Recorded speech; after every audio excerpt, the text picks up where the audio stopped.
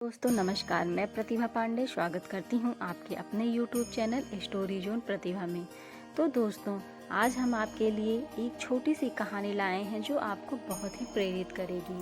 संगत का असर। दोस्तों, कहा जाता है कि जो जैसे लोगों के साथ रहता है वैसा ही उसके विचार होते हैं, वैसे ही सोच भी हो जाती है और जो कुछ भी उसके अंदर वैसी आदतें भी विकसित होती हैं। वो सब संगत का असर ही होता है। जैसा कि आप सभी जानते हैं, यदि आप अच्छे लोगों के साथ रहते हैं तो आपको कुछ अच्छा ही सीखने को मिलता है और बुरे लोगों के साथ रहेंगे तो निश्चित ही आपको कुछ बुरा ही सोचने सीखने को मिलेगा और आपकी सोच और आदत भी वैसी बन जाती है। तो आइए इसी संगत के असर पर आधारित एक छोटी सी कहानी के माध्यम से जानते हैं। एक शहर में बहुत अमीर आदमी रहता था।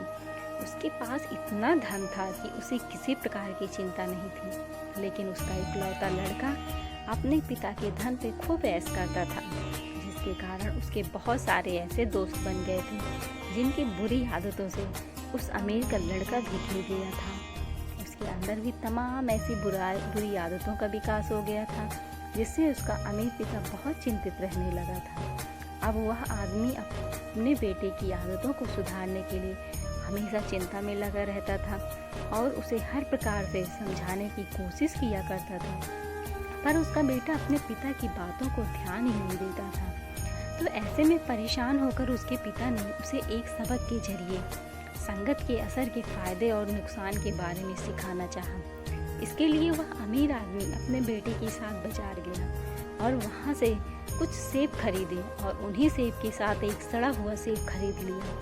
फिर अपने बेटे के साथ घर लौटने के बाद सभी सेब को अलमारी में रखने को कहा। पिता की आज्ञा पाकर बेटे ने सभी सेब को एक साथ अलमारी में रख दिया।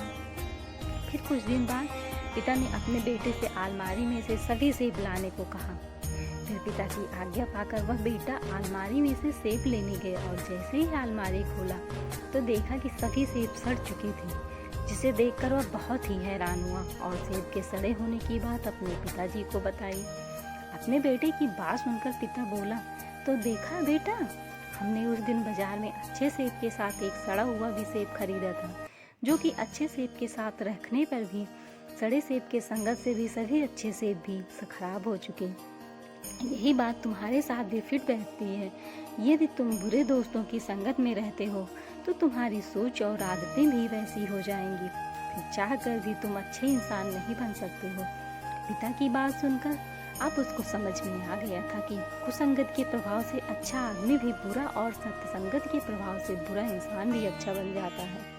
फिर उसने अपने पिता से अपने किए हुई गलती पर माफ़ी मांगकर आगे से गलत लोगों की संगत छोड़ने का वचन किया। तो दोस्तों, आपको इस कहानी से शिक्षा यह मिलती है, वो कहा गया है ना, जैसी संगत वैसी ही रंगत, यानी आप जैसे लोगों के साथ रहेंगे वैसा ही बनेंगे। तो आपको भी अच्छा बनना है तो अच्छे लोगों के साथ रहें और अपनी संगत बनाएं, क्योंकि अच्छे लोगों की सलाह आपको अच्छा ही बनाती है।